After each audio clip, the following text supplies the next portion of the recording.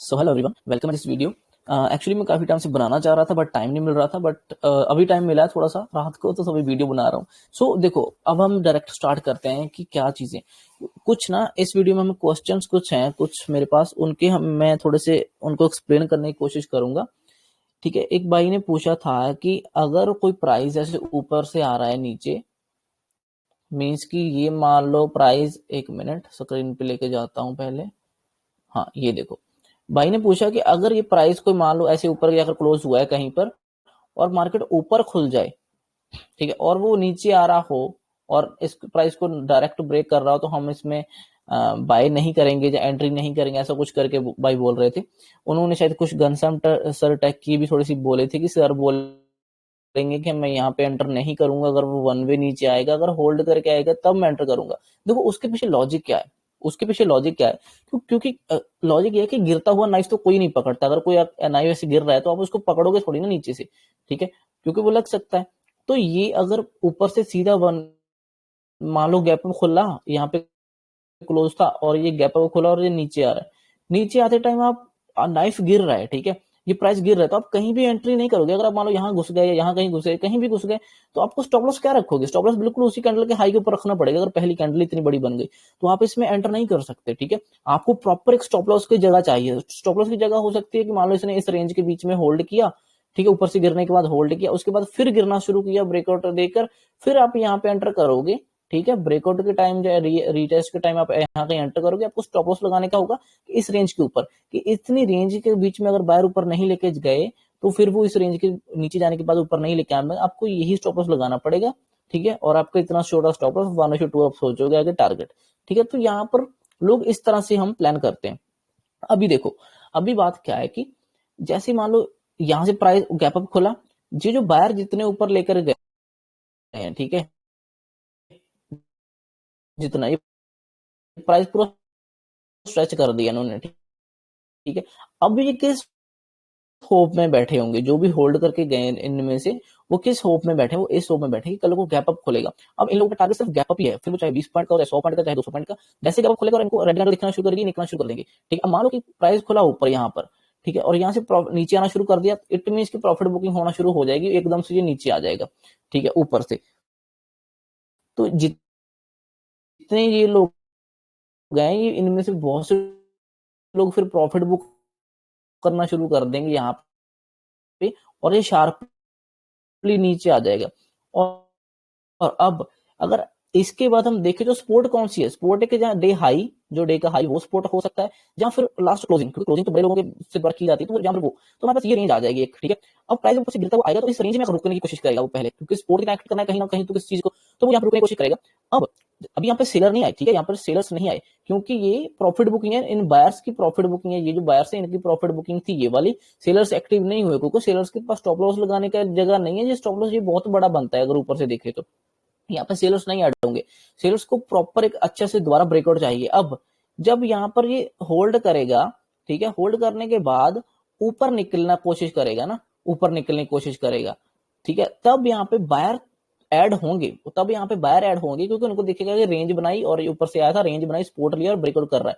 लेकिन यहाँ पर जो बायर होंगे वो सिर्फ और सिर्फ कह लो कि 20% ही नए ऐड होंगे, ठीक है, फॉर एग्जाम्पल, ठीक है, वो 20% ही नए ऐड होंगे। क्यों? क्योंकि जो कल के 100% 80% थे, वो उन्होंने पैसा बना लिया है, बायर्स ने पैसा बना लिया है। बायर अब यहाँ से और बाइंग नहीं सोचेंगे, ठीक है। वो यहाँ पे ये जो रिटेलर आएंगे थोड़े बहुत 20%, वो यहाँ पर घुसने की कोशिश करेंगे ब्रेकआउट पे। बड़े लोग अब एंटर नहीं करेंगे क्योंकि उनको बाइंग में प्रॉफिट मिल चुका है एक दिन पहले, तो वो यहाँ पे एंटर नहीं करेंगे।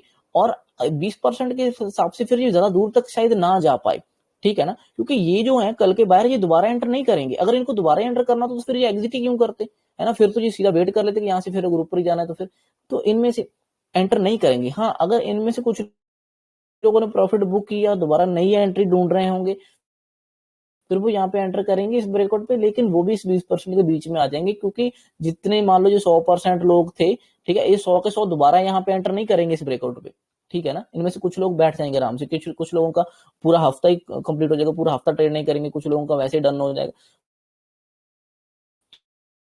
तो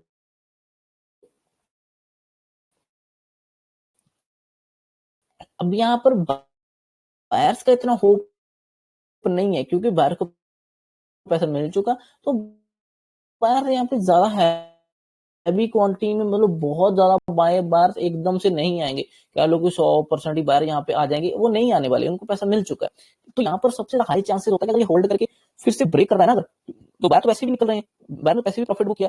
अब यहाँ पर जब दोबारा सिग्नल स्ट्राइक होगा तब नए सेलर ऐड होंगे यहाँ पे, क्योंकि सेलर पहले तो ऐड नहीं हुए इस पहली जगह में, ठीक है, वो ऐड होंगे। जब सेलर यहाँ पे ऐड होंगे तो उनको स्टॉप लॉस मिल जाएगा, वो यहाँ के ऊपर इसके रेंज के ऊपर स्टॉप लॉस रख लेंगे और नीचे अच्छा खासा टारगेट रख लेंगे, ऐसा कुछ है ना। तो यहाँ पर सेल्स के लिए परफेक्ट अपॉर्चुनिटी, परफेक्ट एक ट्रेड बन रहा है, ठीक है। बैट्स के लिए नहीं बन रहा, क्यों? बैट्स को पहले से मूव मिल चुका है कल से, ठीक है। कल से तो 1 वीक ऊपर गया, तो आज फिर से ऊपर, तो फिर थोड़ा सा साइड पर फिर ऊपर नहीं जा पाएगा। मींस को इस साइड उतने बड़े रिस्क एंड रिवॉर्ड नहीं मिलेंगे यहाँ पर, 1:4, 5, 6 ऐसा कुछ नहीं मिलेगा। डाउन साइड आया तो डाउन साइड आने के लिए काफी स्पेस उसको मिल सकता है ना, क्योंकि अगर ये पूरे लोगों में से 70-80% लोग भी निकल जाएंगे तो इजीली यहाँ कहीं तक आ जाएगा। तो यहाँ पर सेलर्स के लिए ज्यादा अच्छा चांस रहता है, ज्यादा अच्छी एंट्री रहती है। तो घनश्याम टेक सर भी यही बोल रहे हैं कि अगर मैं यहाँ पर एंट्री करूंगा तो मैं गिरते हुए पे एंट्री नहीं करूंगा, क्योंकि उनको पता है कि गिरते हुए पे कोई भी नया सेलर नहीं ऐड होगा, और वो हमेशा उनके साथ ही एंट्री करना चाहेंगे। आप भी उनके साथ ही एंट्री करना चाहोगे, जो लोग बड़े लोगों के साथ ही एंट्री करना चाहोगे, है ना, जो लोग उसको अच्छे से गिराएंगे। अब अगर आप और मैं यहाँ पे एंट्री करना शुरू कर दें तो यहाँ पे तो एंट्री करेंगे नहीं, तो स्टॉप लॉस बहुत बड़ा हो रहा है। हम भी इस रेंज के बाद देखेंगे कहाँ एंट्री हो रहा है, बड़े लोग एंट्री करेंगे, वो भी छोटे से छोटा स्टॉप लॉस रखने की कोशिश करेंगे। जैसे ये रेंज ब्रेकआउट होगी तो इसीलिए बोल रहे हैं कि मैं यहाँ पे, घनश्याम टेक सर बोल रहे हैं कि मैं यहाँ पे एंट्री करूंगा जब ये इस रेंज को बनाकर ब्रेकआउट करेगा, क्योंकि रेंज के बाद एक प्रॉपर डिसीजन दिखना शुरू हो जाता है बायर और सेलर के बीच में कि क्या डिसाइड हुआ। अगर ये नीचे आना शुरू करता है तो क्लियर हो जाएगा कि होल्ड करने के बाद बायर्स ने अपनी प्रेजेंस दिखाई नहीं, वो ऊपर नहीं लेके आए, यहाँ पर सेलर्स ने प्रेजेंस दिखाई है और ये फिर नीचे जा सकता है। वो भी तब अगर इतना स्ट्रेच होने के बाद फिर ये नीचे आए, ठीक है। अगर इतना स्ट्रेच नहीं है तो फिर तो कहीं फाइट हो सकती है। अगर ये ऐसी अच्छी खासी सपोर्ट के पास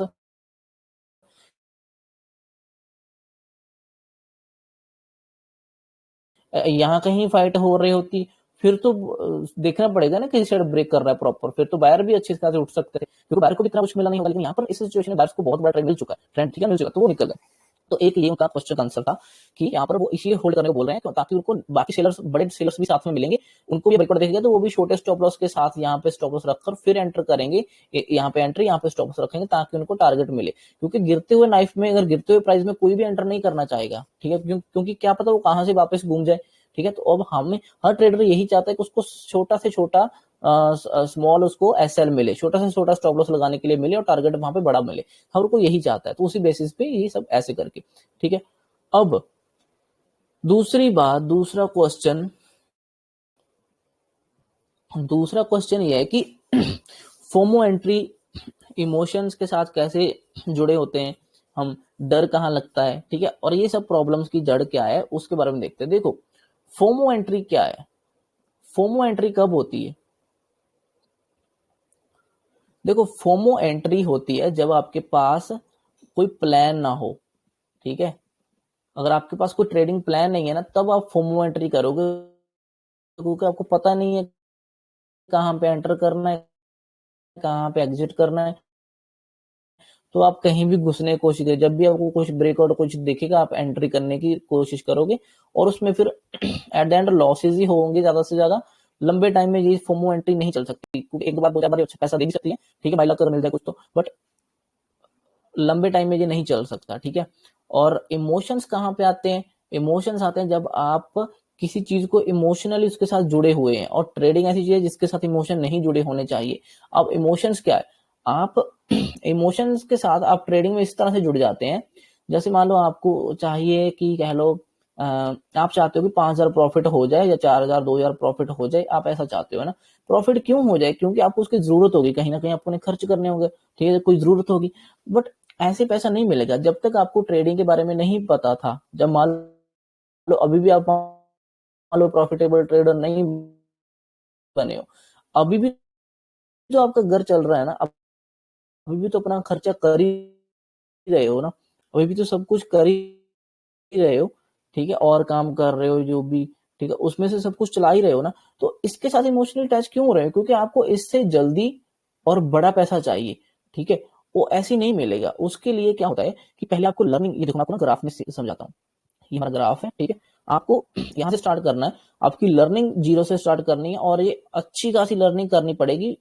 ठीक है, और फिर लर्निंग जब आप बिल्कुल हाई एंड पे कर लोगे, मीन्स की आपको ऑप्शन भी समझ आ गया, आपको फ्यूचर भी समझ आ गया, ठीक है, आपको डाटा रीड करना भी समझ आ गया, आपको प्राइस एक्शन भी समझ आ गया, ठीक है, आपको स्ट्रेटेजी वगैरह भी कुछ समझ आ गई, ठीक है, आपको ऑप्शन बाइंग सेलिंग भी समझ आ गई, ठीक है। और जब ये सब चीजें क्लियर कर दोगे ना, बेसिक चीजें सपोर्ट एंड रेजिस्टेंस से आपको क्लियर हो गई, जब आप ये सब चीजें क्लियर कर दोगे तब क्या होगा, आपकी ये लर्निंग जो कर्व है ना, जो लर्निंग आपकी पहले आपकी लर्निंग, क्योंकि आपको सब कुछ सीखना है, तो ये कर्व ऊपर जाएगी। जब जब आपकी लर्निंग पूरी कंप्लीट हो जाएगी ना, तो तब जाकर जब आप पूरा लर्न करके यहाँ पहुंच जाओगे, तब आपके पास सीखने के लिए कुछ खास बचेगा नहीं। तब आपके पास जो लर्निंग कर्व है वो थोड़ा थोड़ा सीधे वे में चलना शुरू कर देगी। ठीक है, क्यों? क्योंकि आपने ट्रेड में क्या चाहिए, एंट्री एग्जिट यही चाहिए, और ऑप्शन कौन सा लेना है, सेल करना है, बाय करना है, स्ट्रेटजी कौन सी कब यूज करनी है, ये सब जब ये सब चीजें आप सीख गए तो आपकी लर्निंग एक बार में कंप्लीट हो जाएगी। उसके बाद आपका डेली बेसिस पे जो प्राइस एक्शन होगा नॉर्मल, उसी के ऊपर आपकी छोटी बड़ी लर्निंग होती रहेगी, और तब आपकी लर्निंग का पीक लेवल से जो है वो निकल जाएगा। ठीक है, वो निकल जाएगा। तब क्या होगा, जब पीक लेवल निकल जाएगा तब आपका जो अर्निंग है, जो पैसा है, फिर वो टाइम के साथ साथ ग्रो होता रहेगा, वो फिर ऐसे धीरे धीरे धीरे धीरे करके बढ़ता रहेगा। इसकी कर्व कभी भी नीचे नहीं आएगी, ये ऊपर ही जाती रहेगी ऐसे करके। ठीक है, क्योंकि पैसा तो बढ़ता ही रहेगा ना, फिर आपको क्वांटिटी बढ़ती रहेगी, सब कुछ बढ़ता रहेगा, लेकिन लर्निंग कर्व जो है वो एक बार में जाकर पीक पे जाकर फिर वो बेंड होना शुरू हो जाएगी। ठीक है, फिर आपको सीखने सिखाने की इतनी जरूरत नहीं पड़ेगी। सिर्फ फिर तो देखो, हर बार वही स्पोर्ट काम करती है, हर बार वही रेजिस्टेंस काम करता है, हर बार वही चीजें काम करती हैं, कुछ और एक्स्ट्रा चीजें नहीं आती। आज भी अगर आप देखोगे तो यही रेजिस्टेंस था। ठीक है, नीचे से पहले नीचे ब्रेकआउट की, नीचे गया ब्रेकआउट दिया, फिर नीचे सपोर्ट था, वहां से सपोर्ट लेकर फिर ऊपर आया, उसके बाद होल्ड किया, फिर ब्रेकआउट दे दिया, ऊपर बड़ा मूव आ गया। तो ये सपोर्ट यही थी, रेजिस्टेंस भी यही था। तो ये चीजें काम करती आ रही है, आपको फिर सीखने सिखाने की ज्यादा जरूरत नहीं पड़ेगी। ठीक है, तो आपकी लर्निंग कर्व खत्म हो जाएगी। ठीक है, जब ये खत्म हो जाएगी तब आपको समझ आएगा, तब आपके इमोशंस वैसे ही टूट जाएंगे, क्योंकि अब आपको क्लियर हो गया कि क्योंकि इसमें रिस्क मैनेजमेंट भी आएगा, पैसा जो है आपको मैनेज कैसे करना है, ठीक है, क्वांटिटी कैसे मैनेज करनी है, वो सब चीजें आ जाएंगी। जब आप वो सब चीजें सीख जाओगे, प्रॉपर समझ जाओगे कि ये सब चीजें कैलकुलेशन बेस पे ही चलेंगी, ऐसे इमोशन के साथ नहीं, तब आप इमोशन वैसे ही टूट जाएंगे। इसमें इमोशन तब आप जोड़ते हो जब आप और कोई काम करना नहीं चाहते और इसी से बड़ा पैसा बनाना चाहते हो। देखो, जब तक आप ट्रेडिंग के बारे में आपको पता नहीं था, जब तक, ठीक है, जब तक आप कुछ कमा नहीं रहे थे इससे, तब भी आपका घर चल रहा था ना, तब भी आप अपना खर्चा कर रहे थे, तब भी कोई काम कर रहे थे, तब तो आपके इमोशन कहीं नहीं इसमें आए। ठीक है, अभी अगर आपको एक नई चीज पता चल गई है, पैसा बनाने की कोई अच्छी चीज पता चल गई है कि ट्रेडिंग है, इजीली पैसा बन जाता है, ठीक है, सिर्फ एंट्री एग्जिट ही करना है, थोड़ा पढ़ लिख कर समझ कर, है ना, तो तब आप इसमें क्यों इमोशनली क्यों जुड़ रहे हो? इसमें इमोशनली जुड़ना नहीं चाहिए, क्योंकि आप इसको सिस्टमेटिक वे में लेकर आप ये समझ कर आओ कि मैं इसको 1 साल के लिए अच्छे से करूंगा, पहले 6 महीने सीखूंगा, फिर 6 महीने प्रैक्टिस करूंगा, और दूसरे साल से मैं प्रॉपर प्रॉफिटेबल बनकर निकलूंगा। प्रॉफिटेबल साल दूसरे साल से प्रॉफिटेबल ट्रेडर की मैं जर्नी अच्छे से शुरू कर दूंगा। आप ऐसे इस तरह से समझ कर आओ। आप पहले दिन से पैसा बनाने के लिए आते हो, इसीलिए वो नहीं बनता है। ठीक है, क्योंकि आपके इमोशन जुड़े होते हैं, आपने कुछ चीजें लेनी होती है, आपके कुछ ख्वाहिशें होती हैं, कुछ सपने होंगे या कुछ जरूरतें होंगी। ठीक है, अगर मान लो ट्रेडिंग आप नहीं है, अब तक आपको पैसा नहीं दे रही, ठीक है, जहां मान लो अब तक आपको पता ही नहीं है कि ट्रेडिंग नाम की चीज भी होती है, तब भी तो आपकी वो जरूरतें पूरी हो ही रही होंगी ना कहीं से। ठीक है ना, कैसे भी करके पूरी तो कर ही रहे होंगे। तो इसको थोड़ा सा ऐसे हटकर चीज को आओ, अपने आप को थोड़ा लग से टाइम दो, उसमें ये चीजें बैठकर अपने आप से डिस्कस करो, और उसको अपने आप को, माइंड को पूरा एक्सप्लेन करके समझाओ, फिर वो थोड़ा थोड़ा समझने चीज शुरू होंगी। ठीक है, तो इमोशंस के इस तरह से अटैचमेंट है। अब तीसरी चीज है फियर। फियर कब आता है ट्रेड में? जब आपका रिस्क मैनेजमेंट ना हो या क्वांटिटी मैनेजमेंट ना हो। ठीक है, अगर आप देखो, फियर हो गया, फोमो हो गया, इमोशन, ये सब चीजें तभी और ये सभी प्रॉब्लम्स जो है तभी आएंगी जब आपके पास प्लान नहीं होगा। ठीक है, अगर प्लान नहीं है तो ये सब कुछ हो ऐसा ही होगा। अब आप मान लो आपने प्लान बनाया, कि मुझे कोई बाय ट्रेड लेना है। ठीक है, मान लो आपका डेली चार्ट में व्यू क्लियर हो गया, आपको बाइंग साइड ट्रेड लेना है, आपको मार्केट अच्छी जगह पे दिख रही है, बॉटम पे सपोर्ट पे खड़ी है, और उसने डब्ल्यू पैटर्न बनाया मार्केट ने, और आपको वहां से ट्रेड मिला। आपने पहले से प्लान किया होना चाहिए कि अगर मार्केट ये सपोर्ट के पास खुलती है, ठीक है, और वहां से कोई डब्ल्यू पैटर्न जहाँ कोई सपोर्ट लेती है, तो मैं एंटर करूंगा। मान लो मार्केट यहाँ पे खुली, ये सपोर्ट है इसकी, ऊपर खुली और धीरे धीरे करके नीचे आ रही है ऐसे करके। ठीक है, और मार्केट ने फिर यहाँ से एक ट्रेंड लाइन को ब्रेकआउट दे दिया, आपने देखा कि चलो ब्रेकआउट हो रहा है, थोड़ा सा रीटेस्ट करने आया और कंटिन्यू करना शुरू करिए। आपने यहाँ पे एंट्री ले ली, आपने ये स्टॉप लॉस लगा लिया इसके नीचे, आपका 1:2 या 3 टारगेट है, आपको टारगेट मिल गया, ठीक है, ये आपको टारगेट मिल गया और ये आपका नीचे स्टॉप लॉस था। अगर आपने ये चीज प्लान कर रही होगी ना कि मैं 10 रुपए का लॉस लूंगा, यहाँ पे 100 रुपए का लॉस लूंगा और 1:2 या 3 टारगेट मैं फिक्स रखूंगा और 300 का प्रॉफिट मिलेगा, मैं एग्जिट कर दूंगा। इसका मिल गया, जब आपको 300 मिल गया चुपचाप एग्जिट कर दो और बात खत्म। ठीक है, इसमें क्या है, आपने क्या देखा कि मैं मैक्सिमम लॉस कितना लूंगा, 100 रुपए। तो 100 रुपए में लॉस लेने के लिए कितना आपको 10 पॉइंट का स्टॉप लॉस लगा रहे हो, तो आपको 10 क्वांटिटी लेनी चाहिए थी, है ना। तो आपने कैलकुलेशन कर रखा है 10 क्वांटिटी लेंगे, तो 10 क्वांटिटी लेंगे तो आपको 100 रुपए का ही आपका रिस्क रहेगा, उससे ज्यादा क्वांटिटी नहीं लेना, ठीक है, कैसे भी करके नहीं लेना। अगर आपने ये 100 रुपए पहले से माइंड को बताकर आए हो, आप इससे 100 रुपए से आपको कोई फर्क नहीं पड़ रहा, ठीक है, कि लूज हो जाए कोई, क्योंकि 100 रुपए का अगर आप बाहर जाकर कुछ ऐसे खा लेते हो तो आपको फर्क नहीं पड़ेगा, क्योंकि 100 रुपए का रिस्क कुछ नहीं होगा फिर उस हिसाब से। तो 100 रुपए का रिस्क लिया, 300 मिला, चुपचाप एग्जिट कर दो, उसके बाद आराम से बैठो जाकर, समझो। अब फिर आप ये देखो, ये जो 300 रुपया आपने कितने पे बनाया, ठीक है, ये आपने 300 रुपया, अगर आपने 300 रुपया 1000 रुपए पे बनाया है, 1000 रुपया लगाया था और आपने उस 1000 में से 100 का रिस्क लिया और आपने 300 बना लिया। अब आप देखो अपने कितने परसेंट रिटर्न गेन कर लिया अपने 1000 रुपए के ऊपर, ठीक है। आप उसको पैसों की तरह मत देखो, क्योंकि किसी के लिए 300 रुपया बहुत कुछ होगा, किसी के लिए ये 300 कुछ भी नहीं होगा, ठीक है। लेकिन लेकिन जो एंट्री होगी ये वाली, अपने एंट्री ली और 1:2 या 3 टारगेट जो लिया, यही एंट्री अगर आप 1000 क्वांटिटी से लेते हो और ये आपके प्रॉफिट भी बड़े हो जाते, 3000 हो जाते। यही अगर आप प्रॉफिट मान लो लॉस आप 10,000 का रखते तो यही आपका प्रॉफिट 30,000 का होता, है ना। आपकी एंट्री एंट्री वगैरह सब कुछ सेम, एंट्री एग्जिट सब कुछ सेम। यही अगर आप 1 लाख क्वांटिटी में करते तो आपको 3 लाख क्वांटिटी मीन के 1 लाख रिस्क रखते 3 लाख प्रॉफिट होता। तो सब चीजें देखो, पैसा बाद में बड़ा दिखने लग जाएगा। मेन क्या है, फोकस करना है इस प्रोसेस के ऊपर, ठीक है। ये जो प्रोसेस है ना, इसके ऊपर फोकस करना है, इसको छोटे से लर्न करो। पैसा बड़ा तो क्वांटिटी में ही बनेगा, क्वांटिटी बड़ी करना शुरू कर देंगे तो बड़ा पैसा बना जाएगा। मतलब कि बात ये है कि बात पहले आप परसेंटेज देखो ना कितनी। अब इसमें मैंने 3 लाख प्रॉफिट कर लिया, ठीक है, अगर इसकी परसेंटेज देखूं तो इसकी परसेंटेज भी सेम ही ऐसी 300 रुपए की जितनी ही परसेंटेज आएगी, क्योंकि मैंने दोनों में ट्रेड वैसा ही लिया, 10 पॉइंट का रिस्क था और मैंने 30 पॉइंट कैप्चर किए, ठीक है। तो मेरा रिस्क एंड रिवॉर्ड सभी में सेम है, और ये छोटे में भी उतने ही परसेंट बनेगी, छोटे अकाउंट में भी उतनी परसेंट बनेगी और बड़े अकाउंट में भी उतनी परसेंट ही बनेगी। तो परसेंटेज वाइज सेम होगा। तो आप इस परसेंटेज के ऊपर क्यों नहीं फोकस कर रहे, ठीक है। आप बड़ा पैसा देख, अब अगर आपने मान लो 10,000 रुपया लगाकर कहीं पे 1,000 रुपया बना लिया, ठीक है, जब 10,000 लगाकर 1,000 रुपया बना लिया या 700 रुपया बना लिया, तो 700 रुपया भाई उसका देखो ना कि 10,000 जितना आपने पैसा इन्वेस्ट किया उसका कितने परसेंट बनता है, ठीक है ना। उसका कितने परसेंट आपने ग्रो कर लिया, ये भी तो देखो ना। ये परसेंटेज बहुत बड़ी है। आप इसके बाद तो जीरो जितनी लगाते जाओ उतनी जीरो लगती जाएंगी, ठीक है, वो बात की बात है। लेकिन इतनी ये परसेंटेज उतनी ही आरओआई है जितनी आपको छोटे अकाउंट में दिखेगी, इतनी ही आरओआई आपको बड़े अकाउंट में। आप इस पे फोकस रखो मेन, ठीक है। तो ये फियर तभी आता है जब आपके पास क्वांटिटी हैवी हो, ठीक है, क्वांटिटी आपके पास हैवी हो तब फियर आता है, मीन्स कि आप उसको हैंडल नहीं कर रहे, आपका रिस्क पीछे कैलकुलेटेड रिस्क नहीं है। अगर आपने रिस्क 100 रुपए का रखा है तो आपको कोई फर्क ही नहीं पड़ेगा, ठीक है। अगर आपने 1,000 रुपए का भी रिस्क रखा है तो आपको कोई फर्क ही नहीं पड़ेगा। आपको पता रहेगा कि मुझे कितने पॉइंट्स का स्टॉप लॉस, अगर मान लो 10 पॉइंट का स्टॉप लॉस है, आपको पता रहेगा कि मुझे 10 के हिसाब से इसको डिवाइड करोगे तो कितना कितने क्वांटिटी लेना है, ठीक है, आपको पता रहेगा कि मुझे कितनी। अब उतनी ही क्वांटिटी लो ना, फिर तो आपका रिस्क फिक्स रहेगा, तो टारगेट भी अपना फिक्स।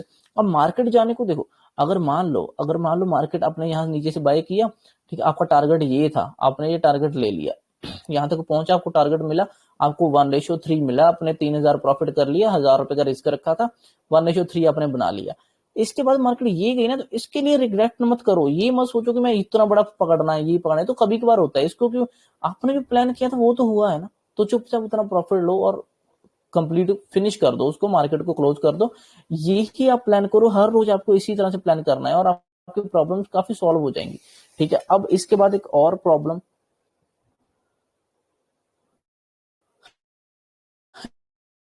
इसके बाद एक और प्रॉब्लम, अब देखते हैं और कौन सी प्रॉब्लम है। देखो फोमो तो तभी होगा ना अगर जब आप प्लान नहीं होगा, जब ठीक है इमोशनल अटैक तब होगा जब आप उसको अच्छे से समझ कर नहीं आ रहे हो उस बात को। देखो इमोशंस जो है ना उसको साइड में रख देना है, क्योंकि जब तक आपको ट्रेडिंग का पता नहीं था, ठीक है, जब तक आपके कुछ था नहीं तब भी तो आप बाकी काम भी तो चल ही रहे थे ना। तो अभी ऐसा क्या होगा कि इसके साथ इतना जुड़ गए कि इसके बिना कुछ है होगा ही नहीं। इसको इजीली इजीली फ्री माइंड के साथ बैठ के करोगे तब कुछ होगा। देखो फियर फियर तब आएगा जब आपकी क्वांटिटी सही नहीं है, रिस्क मैनेजमेंट सही नहीं है, आप प्रॉपर प्लान के साथ नहीं आ रहे हो, तब आपके लिए ये सब प्रॉब्लम्स क्रिएट होंगी, ठीक है, तब आपको ये सब दिखेगा, तब ये सब प्रॉब्लम्स आएंगी। तो आपको ये सब चीजें देखनी पड़ेंगी। अब दूसरी बात है कि साइकोलॉजी क्या है ये वो। देखो सभी चीजें ना, देखो प्रॉब्लम कब आती है जब आप ना बहुत कुछ देखना शुरू कर देते हो, ठीक है। अभी आप कितने ट्रेडर्स को देखना शुरू कर देते हो, आप वासी सर को भी देख रहे हो, घनश्याम टेक सर को भी देख रहे हो, और जो भी हो इंडियन ट्रेडर पाकिस्तानी ट्रेडर जो भी है सभी को अगर आप देख रहे हो ना, तब आप में दिक्कत आएगी, क्योंकि आप क्या कर रहे हो, नॉलेज को एकदम से इतना अपने माइंड में भर रहे हो और वो उतनी नॉलेज आप संभाल नहीं पाओगे। क्योंकि देखो हर किसी को अलग अलग चीज सूट करती है, कोई बायर्स है, कोई सेलर है, कोई स्कैल्पर है, कोई स्विंग ट्रेडिंग करता है। आप पहले तो अपना देखो कि आपको किस किस तरह का ट्रेडिंग करना सही लगता है, आप किस तरह का मैनेज कर पा रहे हो, ठीक है। उस बेसिस पे आप ट्रेड लेना शुरू करो, उस बेसिस पे अपने प्लानिंग करो, उस बेसिस पे अपने रिस्क रखो, उस बेसिस पे करना शुरू करो। क्योंकि साइकोलॉजी जो है ना, वो साइकोलॉजी प्रॉपर डेली चार्ट में एनालाइज करो, मंथली में पहले देखो कि अगला मंथ क्या हो सकता है, ठीक है, और उस बेसिस पे उसको वीकली टाइम में देखो कि वीकली चार्ट्स में कैसे कैसे चार्ट्स मिल सकते हैं हमें, ठीक है, कौन कौन सी कैंडल मिल सकती है। फिर उसके बाद देखो कि हमें डेली चार्ट में किस तरह की कैंडल्स दिख सकती हैं, और फिर उसके बाद 5 मिनट में आकर उसको ट्रेड करो। अभी आप देखो कि आप किस तरह ट्रेड, देखो साइकोलॉजी कुछ नहीं है देखा जाए तो, साइकोलॉजी कुछ नहीं है, बायर और सेलर के बीच में जो जो ज्यादा इफेक्ट हो रहा है, अगर उसकी साइड खुल गया तो वो स्ट्रांग हो जाएगा, अगर उसकी अगेंस्ट खुल गया तो वो वीक हो जाएगा, दूसरे की साइड खुल गया तो वो स्ट्रांग हो जाएगा, ठीक है, दूसरे की साइड वीक होगा तो वो वीक हो जाएगा। तो इस तरह से ऊपर नीचे होंगी वो सब चीजें। तो इसमें ज्यादा समझने समझाने वाली चीजें है नहीं एक्चुअली, ठीक है। अभी मैं एक आध और क्वेश्चन था वो भी देख लेता हूँ। और भाई इसमें एक और ऐड करना चाहूंगा कि कभी कभी ये लोग मतलब कई बार वीडियोस वगैरह में देख लेता हूँ कि बोल देते हैं कि प्राइस एक्शन बहुत ज्यादा डीप है, चार्ट की साइकोलॉजी ये सब मतलब बहुत ज्यादा डीप है, प्राइस एक्शन सबसे सुप्रीम और है, ये वो मतलब ऐसे बोलते हैं कि ये आप क्वेश्चन, प्राइस एक्शन को पहले समझो तो सही, अगर समझोगे तो आपको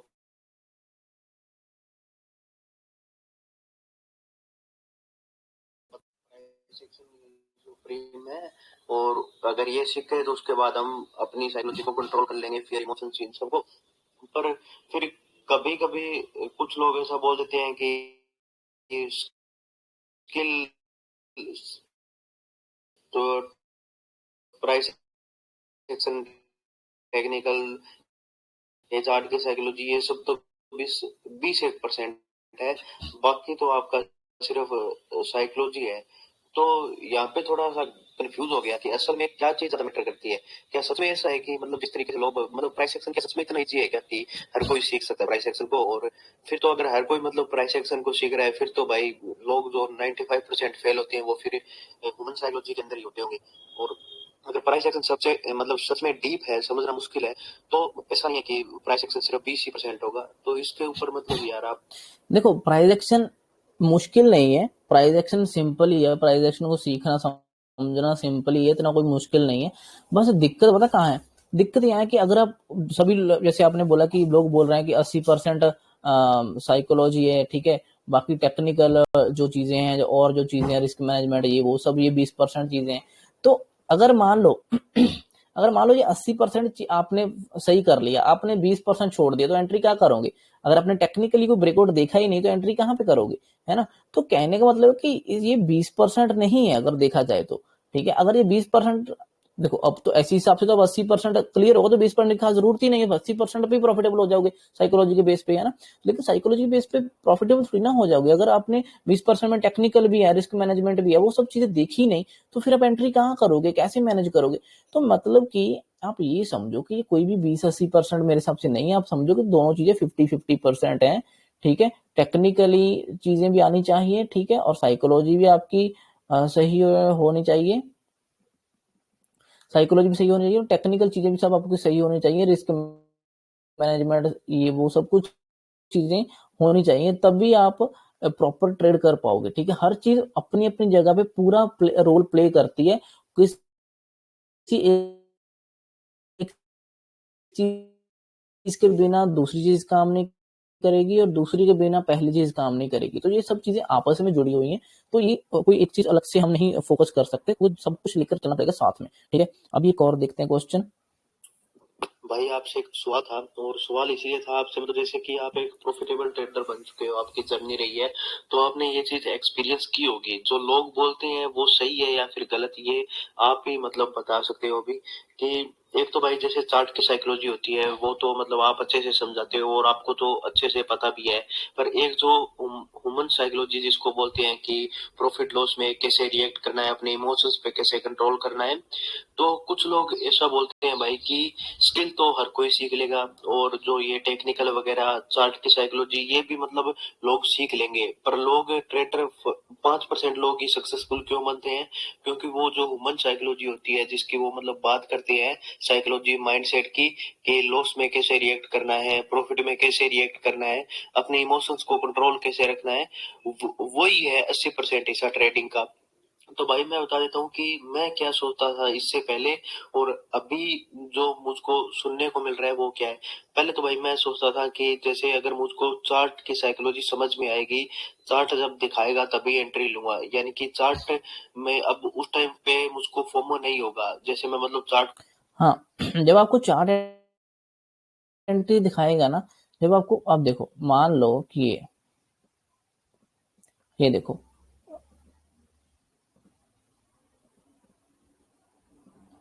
देखो चार्ट ने मुझे मान लो एंट्री दिखाई कि ऊपर से ये मान लो 1 वे ऊपर गया था और ये प्रॉफिट बुकिंग थोड़ा सा हुआ, नीचे आया और ये एक अच्छा सपोर्ट था। ठीक है, और ये सपोर्ट से इसने यहाँ पे डब्ल्यू पैटर्न बनाया। ठीक है, और इसने ब्रेकआउट दिया और मैंने इसके नीचे का स्टॉप लॉस रखा और इसके ऊपर एंट्री कर लिया। ठीक है, मान लो मैंने यहाँ कहीं एंट्री से डब्ल्यू पैटर्न के ऊपर मैंने एंट्री कर ली, किसी को हेड एंड शोल्डर भी दिख रहा होगा ऐसे बड़े में, तो जो भी आप समझो, मान लो मैंने यहाँ पे एंट्री कर ली, मैंने यहाँ पे एंट्री के लिए इसके नीचे स्टॉप लॉस रख दिया। ठीक है, सेकंड हाफ में एंट्री। सो एंट्री के बाद अब ये टेक्निकली चीजें काम कर रही है ना, तो ये टेक्निकली मैंने ब्रेकआउट देखा और नीचे जो यहाँ से उठा लास्ट स्विंग पर मैंने स्टॉप लॉस रख दिया और मेरा टारगेट होगा पहले ये रेजिस्टेंस तक का, जो भी रेजिस्टेंस इसने बनाया है। ठीक है, इस जोन तक का को समझूंगा और पता लगेगा कि हाँ यार यहाँ से नीचे जाने के चांसेस है, तभी मैं एंट्री लूंगा। तो मतलब पहले ट्रेड लेने का तो कोई मतलब ही नहीं है, फोमो वगैरह तो होगा ही नहीं। और फियर का भाई यही सोचता था कि जब मुझको पता है कि हाँ ठीक है मैं चार्ट की साइकोलॉजी पकड़ पा रहा हूँ, प्राइस एक्शन भी समझ में आता है, तो अब 10 में से 10 तो मेरे प्रॉफिटेबल ट्रेड होंगे नहीं, 10 में से 3-4 अगर लॉस वाले भी होंगे तो भी कोई। हाँ देखो, इसमें यही चीजें हैं जो मैंने पहले एक्सप्लेन करी हैं कि फोमो में कब होता है फोमो, जब आपके पास प्लान नहीं होगा। ठीक है, प्लान नहीं होगा तब फोमो होगा। ठीक है, अभी मैं इसका एक एग्जांपल भी दिखा दूंगा। इमोशनली भी मैंने बता दिया कि इमोशनल भी तभी जुड़ेंगे जब एक गलती हो जाएगी ना, तो दूसरी भी जुड़ जाएगी, तीसरी भी जुड़ जाएगी और सभी जुड़ जाएंगे और टोटल मिलाकर आपको लॉस करवा देंगी। तो इन सभी चीजों को इसी तरह से हटाया जा सकता है। फोमो तब होगी आपको एंट्री एग्जिट पता ना हो, टारगेट ना पता हो, सपोज एंट्री स्टॉप लॉस ना पता हो। ठीक है, देखो इसको प्लान में लेकर आओ, ये सभी चीजें ऑटोमेटिकली ठीक हो जाएंगी। प्रॉपर प्लान बनाकर आओ। जैसे फॉर एग्जाम्पल मान लो कि मैंने आज ये प्लान बनाया था, ये देखो मैं आपको यहाँ पे एक्सप्लेन कर रहा हूँ, एक ट्रेड एक्सप्लेन करता हूँ बेसिकली।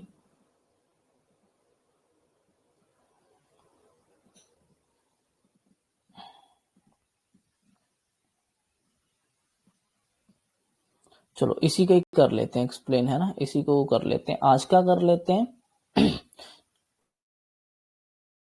नहीं आज का, चलो आज का ही कर लेते हैं। देखो ये इसका है डेली चार्ट। ठीक है, सिंपल सी बात है, कल का करते हैं। देखो वो कल का ट्रेड जो है अच्छे से एक्सप्लेन करने में मिलेगा। आज का तो लास्ट में 3 PM में मूवमेंट हो गया, तो उसी वजह से है, तो उस एक वो ये कभी कभार होता है ना, मंथली एक्सपायरी में होता है, बेसिकली मंथ के एंड में एक आध बार होता है, हर बार भी नहीं होता। तो इसको नहीं, हम जो रेगुलर चीजें होंगी उसको एक्सप्लेन, उसके बारे में एक एग्जांपल लेते हैं। ये एक्स्ट्रा ऑर्डिनरी चीजें इसको हम इतना नहीं देखेंगे, इसको बाद में देखेंगे। देखो अब देखो ना, मैंने ये पहले भी एक्सप्लेन किया था कि इस सेलिंग के बाद जब हैमर बनने शुरू हो गए, ग्रीन कैंडल बनने शुरू हो गई, तो हमें समझ आ गया कि इतने जो 3 दिन का एरिया था, 3 दिन का रेंज था, ये ऊपर की तरफ ब्रेकआउट हो चुका है। ठीक है, जब भी कोई एरिया ब्रेक होता है तो उस साइड ट्रेंड कन्वर्ट हो जाता है।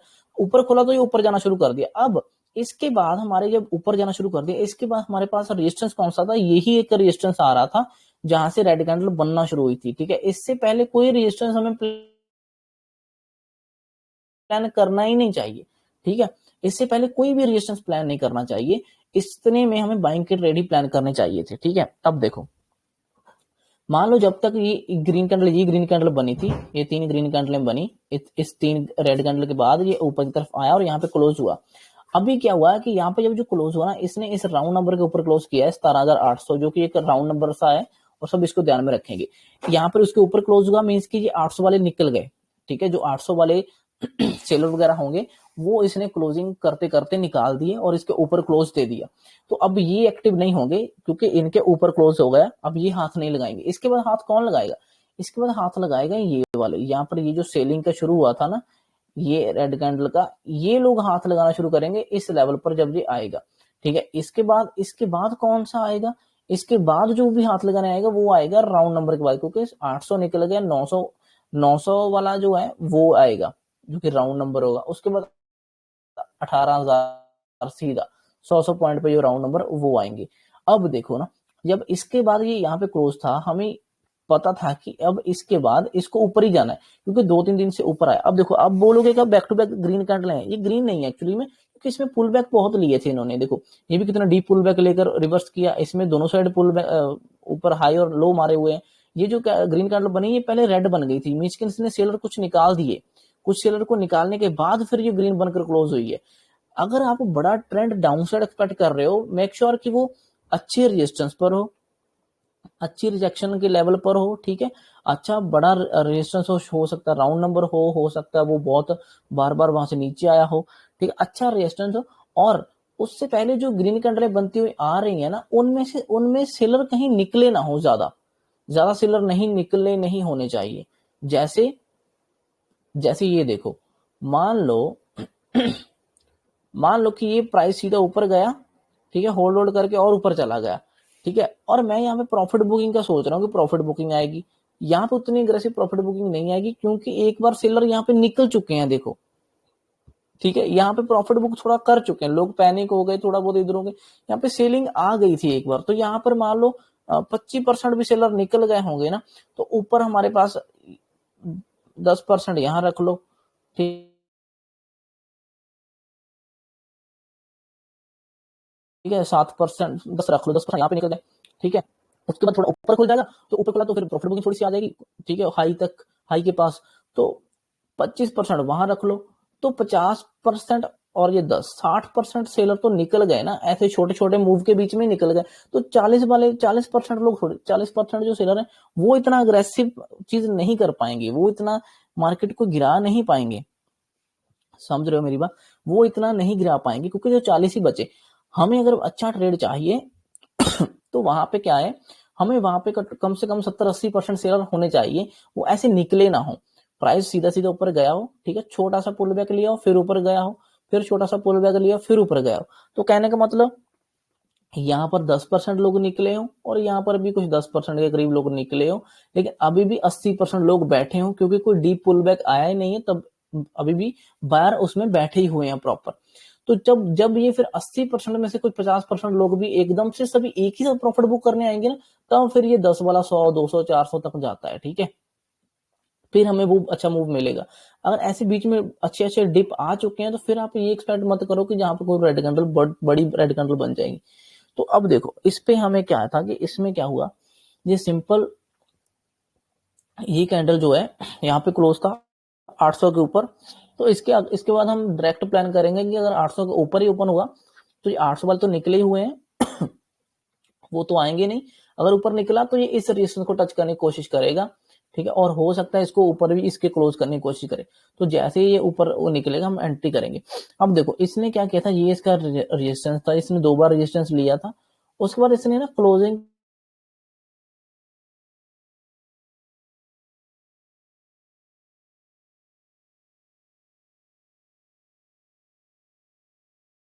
के टाइम इसको ब्रेकआउट करने के बाद क्लोज किया था यहाँ पे। तो नेक्स्ट डे क्या था कि ये जो रेजिस्टेंस इसने ब्रेक किया है, थोड़ा सा जूम कर लेता हूँ, ये देखो इसने क्या किया, यहाँ पे साइडवेज सा ही खुला, थोड़ा सा नीचे आया, सपोर्ट लिया, सीधा इसने उस हाई को निकालना शुरू कर दिया। जैसे इसने ये हाई को निकालना शुरू किया ना, आपको यहाँ पे एंट्री करनी चाहिए और इसी के नीचे स्टॉप लॉस रखना चाहिए और कंटिन्यूएशन में प्लान करना चाहिए। कहां तक? इसी रेड कैंडल के हाई तक तो कम से कम करना ही चाहिए, कि इस जहां से ये रेड कैंडल थी वहां तक, ठीक है। उसके बाद अगर 800 से चलता है तो ये 900 तक तो जाएगा, क्योंकि बीच में तो कहीं शायद ये रुके। इसी सेलिंग में थोड़ा सा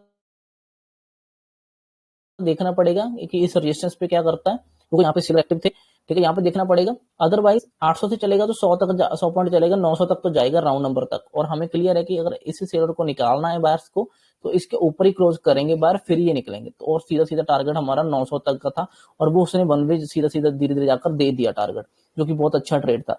अब आप इसको समझ आया ना कि आपने इसमें सिंपल ट्रेड था, यहाँ पे एंट्री छोटी सी, हमने जैसे देखा कि सपोर्ट लेकर फिर से वो हाई को ऊपर की तरफ निकाल रहा है, ऊपर जा रहा है, उसमें एंट्री करो, उसके नीचे स्टॉप लॉस रख लो, ठीक है। डेली चार्ट में व्यू हमारा क्लियर था कि यहाँ तक का टारगेट है, कि इसके ऊपर भी छोड़ो, अगर यहाँ तक का टारगेट रखते तब भी आपको बहुत मिल जाते पॉइंट्स, ठीक है। आप यही टारगेट रखो कि यहाँ तक जाएगा।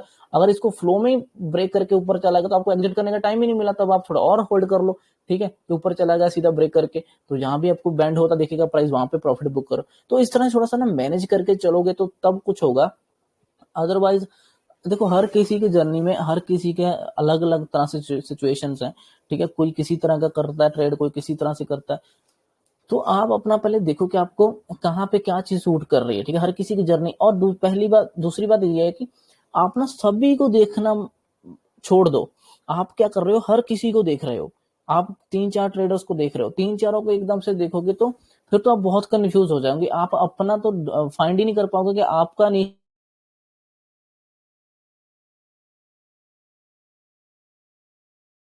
क्या है, आप किस चीज पे आप अच्छा काम करते हो, आप वो फाइंड नहीं कर पाओगे ना। अगर आप 3-4 ट्रेडर्स को देखोगे, आप एक पर फॉलो करते चलो, उसको देखते चलो, जहां जो उस तरह का काम कर रहा है उसको देखते चलो।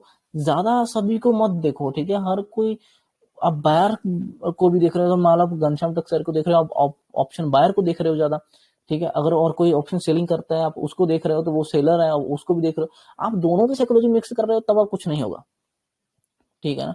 आप क्या कर रहे हो, आप बायर की साइकोलॉजी और सेलर की, दोनों की साइकोलॉजी मिक्स करे जा रहे हो, आपको कुछ नहीं मिलेगा उसमें।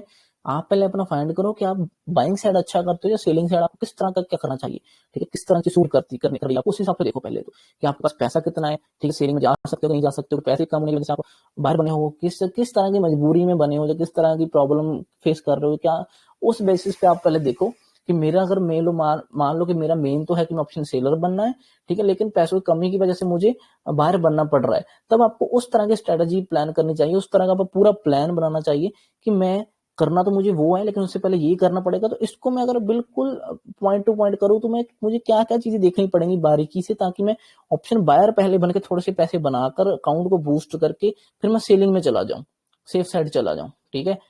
तो इस तरह से आप अपने उस चीज को मैनेज करो। अगर सभी को देखोगे तो मिक्स कर रहे हो, सभी की नॉलेज आपको कुछ नहीं समझ आएगा, फिर ऊपर नीचे से निकल जाएंगी, उसका कोई फायदा नहीं होगा, ठीक है। आई होप कि आपको इसमें कुछ ना कुछ आइडिया मिला होगा, ठीक है, और कुछ समझ आया होगा। तो बाकी चलो, बाकी क्वेश्चन फिर और किसी वीडियो में कर लेंगे, क्योंकि एक्सप्लेन करने में काफी लंबा थोड़ा चला जाता है वीडियो। सो चलो ठीक है, thank you so much for watching this video guys, bye.